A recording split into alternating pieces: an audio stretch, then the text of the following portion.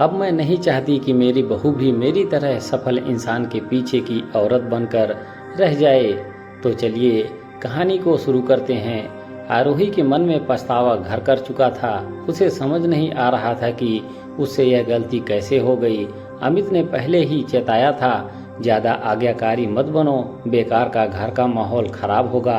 पापा जी को मैं अच्छे से जानता हूँ, लेकिन आरोही को हमेशा हर बात घर वालों के सामने स्पष्ट रखना पसंद था। पढ़ी लिखी और आत्मनिर्भर आरोही हाल ही में इस घर में बहू बनकर आई थी, जहाँ सासू माँ मौसमी जी घरेलू और धार्मिक स्वभाव की महिला थी और उन्होंने आरोही को सहर्ष स्वीकार किया था। पिताजी महेंद्र जी हालांकि खास खुश नहीं थे, क्योंकि उन्हें समाज में अपना रुतबा बनाए रखने के लिए एक ऊंचे घराने की बहू चाहिए थी, लेकिन माँ बेटे की मनोहर के आगे उन्होंने हार मान ली थी। महेंद्र जी को हमेशा इस बात का ख्याल रहता कि औरत की जगह घर की दहलीज के अंदर होनी चाहिए। उन्होंने आरोही से भी कई बार कहा था कि वह अपनी नौकरी छोड़ दे और घर में रहकर अमित के व्यापार में सहायता करे, जैसे मौसमी जी ने उनके साथ किया था। महेंद्र जी को यह गर्व था कि उनकी सफलता के पीछे मौसमी जी का बड़ा हाथ था। उन्होंने कठिन समय में अपने गहने तक बेचकर उनका साथ दिया था। लेकिन अमित को अपनी माँ से शिकायत थी। उसे हमेशा लगता था कि एक आदर्श पत्नी बनने के चक्कर में उनकी माँ एक साधारण औरत और माँ के रूप में कहीं खो गई थी। अमित ने आरोही से पहले ही कहा था, तुम्हें मेरे साथ हर लड़ाई में खड़ा होना है। मेरी सफलता की वजह बनने की कोशिश मत करना, खुद को खोने मत देना। यही सोचकर आरोही ने जब उसे कंपनी की तरफ से मिले 2 महीने के विदेशी ट्रेनिंग ऑफर के बारे में बताया, तो अमित ने सलाह दी थी कि वह घर वालों को ना बताकर मायके का बहाना बना ले। लेकिन आरोही ने सीधे सबके सामने अपनी बात रख दी। महेंद्र जी ने इसे अनुचित मानते हुए नाराजगी जताई। तुम्हारी बीवी को इतनी छोटी सी बात नहीं समझाई जा सकती। उन्होंने अमित पर ताना मारा।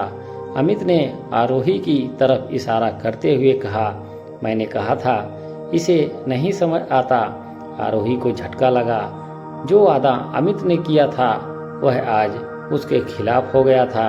अमित ने पापा काजी का पक्ष लेते हुए आरोही से कहा, तुम बिना बताए चली जाती तो बात इतनी नहीं बिगड़ती।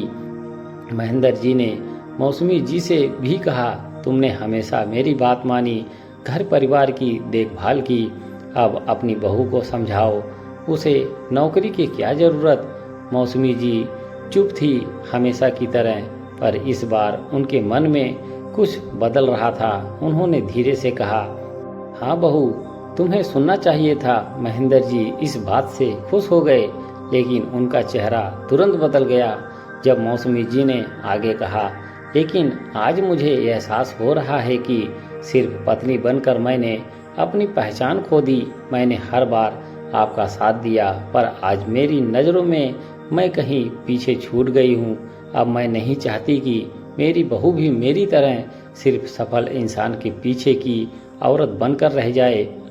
औरत खुद अपनी सफलता की वजह हो सकती है, बस अपनों का साथ चाहिए। महेंद्र जी कुछ नहीं बोल पाए और चुपचाप अपने कमरे में चले गए। आरोही की आंखों से आंसू बह रहे थे, लेकिन उसकी सासू माँ की बातें सुनकर उसे एक नई ताकत महसूस हुई। मौसमी जी ने उसे गले लगाते हुए कहा, जाओ अपनी पैकिंग करो। याद रखना, हर किसी को खुश नहीं किया जा सकता, लेकिन तुम्हारी खुशियों की वजह सिर्फ तुम होनी चाहिए। अपने दिल की सुनो और खुद को किसी फ्रेम में कैद मत होने दो। आरोही ने मौसमी जी के गले लगकर कहा, धन्यवाद माँ। अगर एक औरत दूसरी औरत का साथ दे तो दुनिया सच में खूबसूरत हो जाएगी। मुझे यकीन है एक दिन पापा जी को मुझ पर गर्व होगा।